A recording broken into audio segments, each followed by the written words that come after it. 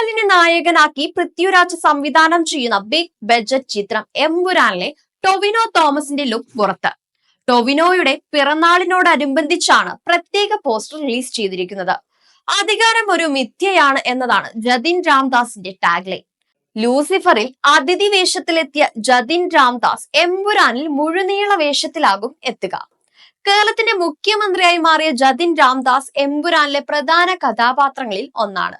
ലൂസിഫറിന്റെ വൻ വിജയത്തിന് പിന്നാലെ 2019 പ്രഖ്യാപിച്ച സിനിമയുടെ ചിത്രീകരണം ആരംഭിച്ചത് 2023 ഒക്ടോബറിലായിരുന്നു.